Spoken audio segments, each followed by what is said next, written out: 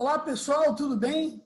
Esse vídeo eu fiz uma tabela com o Alexandre Graff, que é nada mais do que nosso presidente FAICO América Latina, e que tem sede lá em Miami.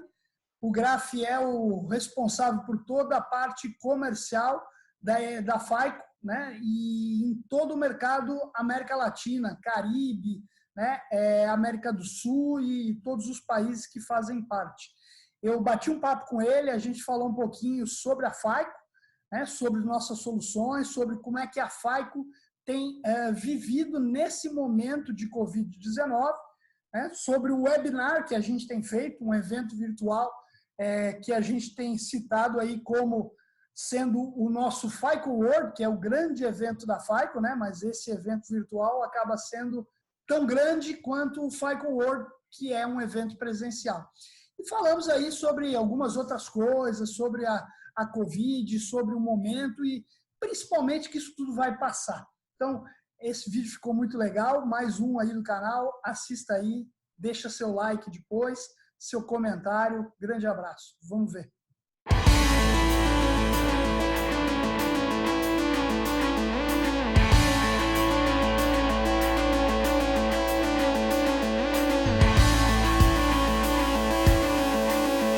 Olá, Graff, tudo bem? Queria primeiro te agradecer aí pela oportunidade da gente estar conversando. Sei que a tua agenda é extremamente complicada, então eu queria te agradecer imensamente por esse pedacinho aí do teu tempo, para a gente poder bater um papo aí sobre o mercado, sobre a FAICO e tudo mais que vier aqui, que surgir nesse assunto. Então, primeiramente, muito obrigado aí por ter aceito o meu convite. Pelo contrário, também, Lini, um prazer falar contigo. Eu que agradeço o convite para a gente bater esse papo hoje aqui. Legal.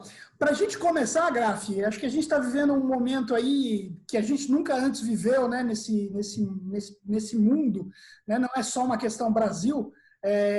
Eu tenho acompanhado alguns números, inclusive, dos Estados Unidos, né? A gente está com um número aí recorde de pedidos de seguro-desemprego, algo que uma taxa de desemprego que não se viu desde a crise de 29, que o pessoal acaba falando ser a referência única que a gente tem, por mais de se tratar de um momento totalmente diferente.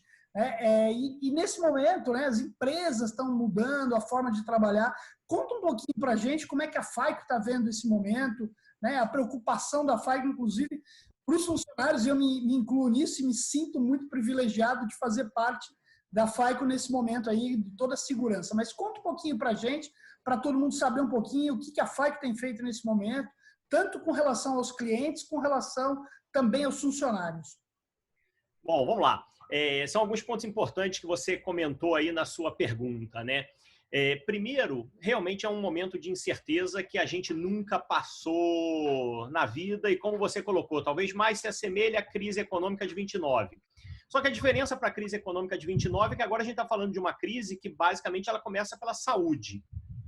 Então tem aí um viés bastante diferente. O grande ponto é que, nesse momento, o que a gente sabe é que isso vai passar. Ou seja, essa crise ela é temporária. Agora, qual é o período dessa crise? Isso ainda é uma incerteza. Então, é temporário, o tempo que ela vai durar, a gente ainda não sabe. No caso da FAICO, a gente até divulgou recentemente agora os resultados do segundo quarto do ano fiscal de 2020, e você vê que foram resultados bastante expressivos, números bastante fortes. A FAICO ela segue crescendo e isso vem por uma série de fatores. O primeiro dos fatores é que realmente, eu sempre considerei, a gente tem soluções que se adequam tanto na crise quanto quando a economia está em expansão. E a gente viveu crises recentes, por exemplo, no Brasil. A gente teve aí em 2014, 2015, talvez a maior crise das últimas 3, 4 décadas, como foi dita. Talvez agora superado por essa, mas naquele momento uma crise bastante intensa e a FAICO seguia crescendo. Nesse momento também uma escala muito maior, uma crise global. Agora, a FAICO ela sempre implementou o conceito do trabalhe de onde você estiver. Você sabe que a gente tem essa política bastante flexível e a gente fornece para os nossos funcionários toda a condição para eles trabalharem remotos, até pela característica dos nossos projetos, pela característica de tentar levar para os nossos clientes as melhores práticas do que acontece num país em outro. Então, a gente tem constantemente a equipe se deslocando, e para esse deslocamento a gente já tinha toda uma característica de trabalho remoto. Essa característica foi ampliada agora durante esse momento de crise, mas não impactou efetivamente a nossa operação.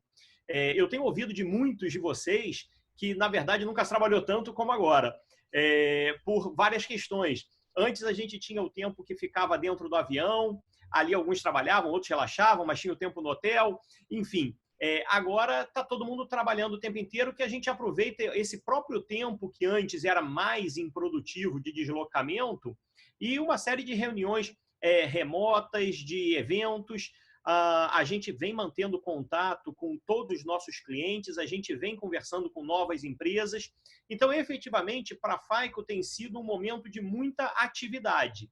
Claro que a nossa principal preocupação é cuidar dos nossos funcionários, da saúde dos nossos funcionários, da nossa saúde, da saúde das nossas famílias e, junto com isso, dar continuidade ao nosso negócio. E eu te digo, Tambelini, que até agora isso tem sido muito positivo em termos do resultado que a FAICO vem colhendo.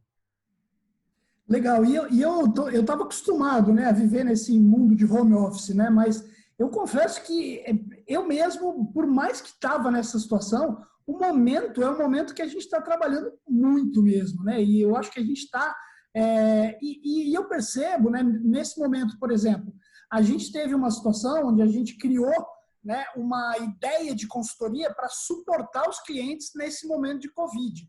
Né? A gente fechou nesse decorrer aí desse processo, no último mês, praticamente nas últimas 2 semanas, a gente fechou 2 projetos com esse foco. Né? Então, a gente começa a perceber o quanto que esse negócio efetivamente funciona. Né? Quer dizer, já funcionava antes e funciona de verdade. Né? Quer dizer, a questão de estar presente, olho no olho, né? Sem dúvida nenhuma, coisas que são muito melhor você estar presente. Mas esse processo de home office, né, e isso a gente vê para as empresas de atendimento, né? Quer dizer, as empresas de call center, inclusive, falam que os indicadores deles estão melhores, né? Porque ele não tem mais falta, né? Não tem atraso basicamente nenhum, porque o cara está dentro de casa, deu o horário dele, ele levanta, senta no computador e começa a trabalhar. Né? Não tem esse deslocamento. Você acha que essa é uma tendência que vai mudar a realidade do trabalho em si, das relações para o futuro? Então, Tambelina, é uma ótima pergunta. Por enquanto, é muita especulação que existe. É claro que a gente sabe que, por exemplo, quando aconteceu o evento de 11 de setembro nos Estados Unidos, daí em diante as viagens nunca foram mais as mesmas. A gente sabe que alguma coisa vai mudar e essa mudança vai se perpetuar. Agora, exatamente o que e como, por quanto tempo, se isso vai ser atemporal ou não, eu acho que ainda é muita especulação. O brasileiro, o latino, de modo geral, ele gosta muito do contato pessoal, do olho no olho. Sempre fez muita diferença estar presencial ou não. Claro que, nesse momento, a gente sabe que não tem a possibilidade de estar presencial, então todo mundo está indo muito bem na questão remota. Agora, a partir do momento que volta a ter essa possibilidade, como que isso vai se manter, ainda é muito, eu acho que apenas uma questão de opinião nesse momento. Uma coisa é fato, todo mundo está vendo que funciona. Funcionando, todo mundo está vendo também que pode propiciar uma redução de gasto, pode propiciar, de uma certa forma, uma melhor qualidade de vida, que você não precisa se deslocar tanto, você não precisa estar longe da sua família. Então, eu acho que em algum momento vai ser buscado um equilíbrio entre o que era antes, que era um extremo onde tudo era presencial, para o extremo oposto, que é agora onde tudo é remoto. Então, na minha opinião, sim, vai ter essa mudança, sim, isso vai continuar, mas de uma forma mais equilibrada, nem numa ponta nem na outra. Perfeito, concordo com você, acho que vai ter um balanceamento mesmo dessas questões. Legal. E aí, pegando esse gancho do virtual, né, a gente tem, a FAICO, ela acabou criando aí nesse momento um evento aí que a gente tem colocado, que é praticamente um FAICO World, que é o nosso evento, né, que é feito presencialmente, né? O último evento foi em Nova York, o próximo agora vai ser em Orlando. Esperamos que surja essa data, né? Que a gente até lá já tenha resolvido todos os problemas. Mas a gente acabou estruturando, né, dentro da FICO, um evento muito grande, virtual, aí, com inúmeras palestras.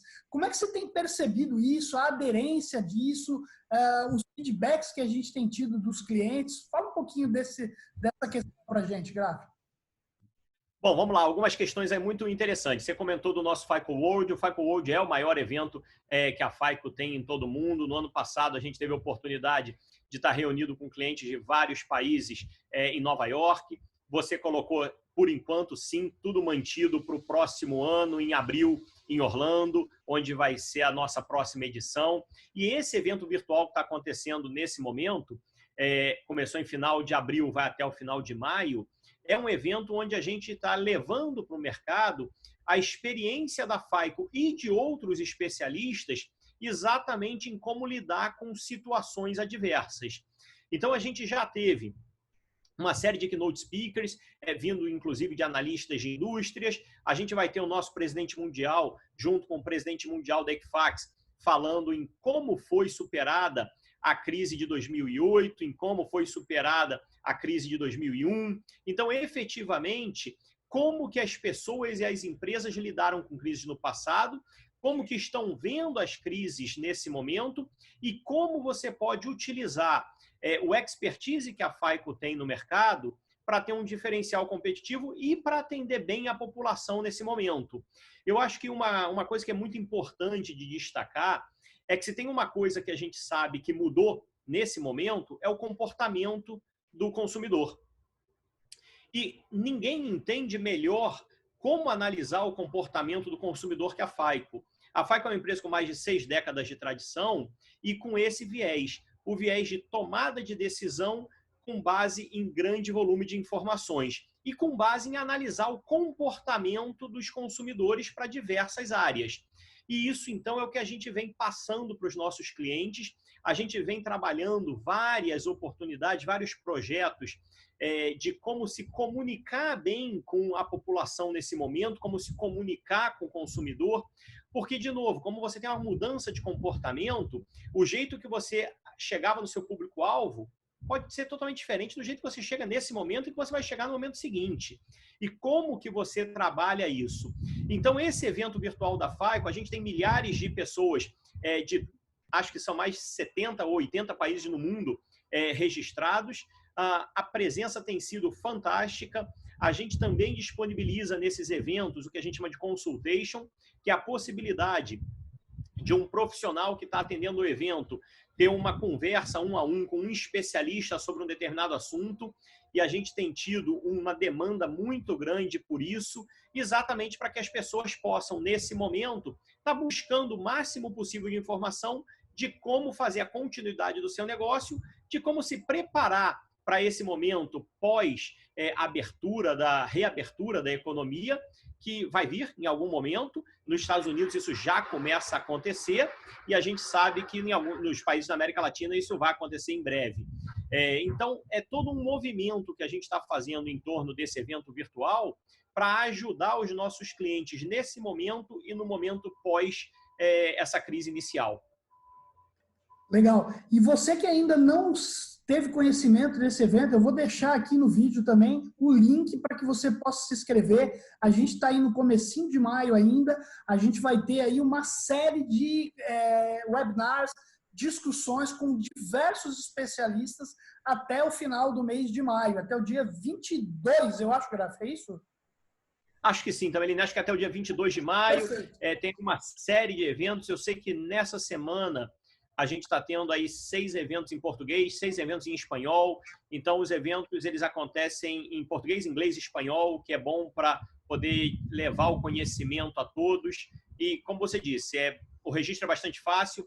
Clica, faz o registro, prepara a sua própria agenda, pede o consultation que achar necessário antes ou depois da apresentação. Legal. E Graf, você falou de ferramentas, né? Importante dizer, eu já fiz aqui um vídeo, né? A gente tem aí das mais diversas ferramentas para os mais diversos tipos e necessidades dentro dos negócios, né? Uma das ferramentas que a gente tem falar muito nesse momento, e ela tem a ver exatamente com essa questão de se relacionar com o cliente, né, nesse momento. Eu tenho falado que a empresa que nesse momento souber estabelecer um canal de relacionamento com o cliente, né, de uma forma muito diferenciada, cara, vai ser a empresa que vai ser lembrada depois da crise, né? Então, a gente tem uma ferramenta que eu já fiz um vídeo com o Saulo, quem acompanha sabe disso. A gente tem exatamente a ferramenta chamada CCS, que é o Customer Communication Service, que é a ferramenta de comunicação. E nesse momento, essa ferramenta, que é uma ferramenta de fácil implementação, acaba sendo uma referência e uma solução para eu dar vazão à comunicação, que muitas vezes ela está afetada, né? A gente tem muita gente com dúvidas do que fazer no momento, como pagar, como eu tratar o meu produto de uma forma diferenciada, né? E o CCS acaba sendo uma grande oportunidade para esse momento de crise também. Então, eu queria dar esse fazer a propagandinha da FICO, né? Porque, né? Toda crise ela traz muita oportunidade, né, Tamelini? A gente sabe disso. E, sem dúvida nenhuma, como a gente comentava um pouco antes, você conhecer o comportamento do consumidor é fundamental. Você se comunicar com o consumidor é fundamental. E você saber como se comunicar corretamente com o consumidor é fundamental, com o seu cliente.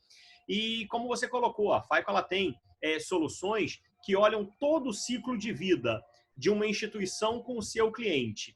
Desde o momento que você precisa levar a sua mensagem no marketing, até o momento que você precisa trazer esse consumidor para ser seu cliente, até tratar que produtos você vai ofertar, como vai ofertar, e tudo isso sempre se comunicando com o cliente. A gente vê várias vertentes agora ganhando muita força. A gente vê governos do mundo inteiro fazendo programas de auxílio às economias, e a gente sabe que por trás desses programas de auxílio seguramente vão vir demandas regulatórias onde vai exigir um nível de certificação e compliance muito alto. Então, é toda uma seara que tem que ser analisada. A gente vem vendo notícias constantes de aumentos de fraude no mercado. Infelizmente, também no momento da crise, existe muita gente para se aproveitar de uma situação como essa. Então, toda essa parte é muito importante. Então, é todo o ciclo de vida. Porque quando você fala de uma fraude, você fala tanto de prejudicar a pessoa que sofreu a fraude quanto a imagem da sua instituição. Então, você tem todo esse lado para ser trabalhado, e a gente vem vendo uma resposta bastante interessante e forte das empresas. As empresas, de modo geral, não pararam, estão realmente trabalhando bastante para levar um serviço muito bom a todos. Essa questão da fraude que você comentou também é outro vídeo que eu fiz com o Rafael Garcia, que é nosso especialista de prevenção, falando exatamente das nossas soluções também de cybersecurity. E esse é um vídeo que fala que a gente teve só nesse período de março, abril, 124% de aumento em fraudes cibernéticas, né? Que é o que o Graf falou, né? Que tem um monte de gente num momento complicado, mas sempre tem um aproveitador aí querendo tomar vantagem, né? Tirar vantagem disso. Então, esse também é um vídeo que eu vou deixar a descrição aqui na descrição do vídeo, e você pode acessar lá para também conhecer. Ô, Graf, e eu queria te perguntar uma coisa, né, que é importante a gente falar. A gente faz parte desse time da FICO, eu particularmente, né, por conta da aquisição que a FICO fez com a GoOn. Né? A GoOn era uma empresa lá que atuava já há 14 anos, né, no mercado de consultoria, e a FICO, em um determinado momento, percebeu a GoOn no Brasil como uma referência, e em 2018 agregou a GoOn, e hoje a gente faz parte da FICO. Eu lá, que imaginei que eu nunca mais ia tirar minha carteira profissional da gaveta, tirei, estou hoje firme aí com a FICO. Conta um pouquinho para a gente como é que foi esse processo e como é que a gente tem visto hoje, né? Porque o grande ponto, e uma coisa que eu sempre acreditei muito, é que a consultoria ela tinha que fazer frente e agregar o apoio na implantação de soluções, que muitas vezes, o cara compra uma solução, ele pesquisa, ele busca, ele faz uma RFP, compra a melhor solução e na hora de implantar, às vezes ele acaba abrindo mão de uma inteligência, de uma consultoria de negócio né? E eu sempre entendi que esse era o casamento ideal. Conta pra gente um pouquinho como é que tem sido essa percepção e na tua cabeça como é que a gente tem agregado e como é que a gente ainda pode agregar mais ainda. A FICO ela vem crescendo exponencialmente no mercado e, de modo geral, na América Latina e no Brasil, desde final de 2013, início de 2014. E em 2018, a gente tomou a decisão de fazer uma expansão mais forte. Foi a primeira aquisição da FICO na região da América Latina, no Brasil, adquirindo a GoOn, que se efetivou em dezembro de 2018. E por que esse foi um movimento importante? Como você fala, a consultoria. A FICO ela já tinha um grupo de consultoria, inclusive no Brasil, mas a gente precisava ampliar isso substancialmente e trazer uma expertise adicional para poder seguir nesse ritmo de crescimento e levando o conhecimento que os nossos clientes vinham pedindo no mercado. Então, com a aquisição da GoOn, essa vinda dos consultores GoOn, elas ampliaram a nossa capacidade de conhecimento do mercado local, ampliaram a nossa capacidade no conhecimento de crédito, risco, cobrança e recuperação de crédito, somado ao de fraude, que a gente já atuava bastante forte também. Então, foi para complementar o nosso portfólio e permitir que cada vez mais a FICO vá criando um diferencial competitivo para as empresas no mercado, juntando uma tecnologia que a gente tem global, com um conhecimento de consultoria global, com o conhecimento de consultoria local. Então, essa composição traz um valor muito grande, porque a gente consegue efetivamente, nos nossos projetos, compartilhar com os clientes o que a gente está fazendo na Rússia, na África do Sul, nos Estados Unidos, na China, na Austrália, mas também com um conhecimento muito grande do que está sendo feito, do que está acontecendo e de como funciona o mercado local. E aí, com esse conhecimento, você consegue extrair o máximo da tecnologia. E aí os clientes conseguem levar um serviço melhor para os seus clientes e conseguem efetivamente buscar uma otimização dos seus processos que são tão importantes no mercado competitivo que a gente vive. Legal, muito bom.